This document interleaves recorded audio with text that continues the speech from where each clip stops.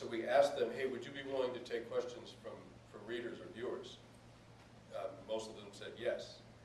So we had a situation, and we set it up on the website so that, like for example, my website, SebastianJunger.com, my book came out, and I would tell people at readings, I would say, when you're reading my book, if there's a soldier in there that you're interested in or concerned about, or you have a question for, like why, on page 204, why, when you said that, what did you mean by, what were you feeling at that moment? Email. You all go to my website, and you can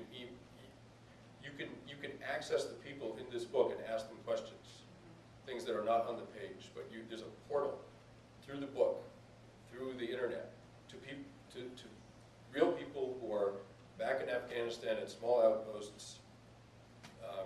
Rudy, we knew him as Rudy. He went back out there, and he would get emails from people saying, Sergeant Rueda, well, how's it going? How are you doing out there? I read about you in war.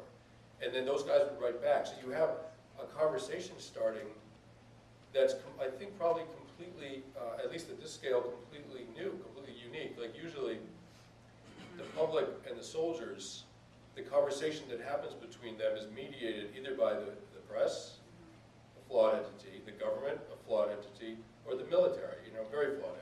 I mean, it's like, it goes through one of those three filters, right? So because of the internet and because of the nature of this project, suddenly we bypassed those traditional structures, the sort of corporate structures, and the people were actually talking to each other. It was extraordinary. The soldiers are fighting, in their minds, they're fighting to defend the public. And the public has a lot of questions about what they're doing and how they're doing it and why they're doing it. You're not going to necessarily get straight answers through any of those three entities, but you can from the soldiers themselves.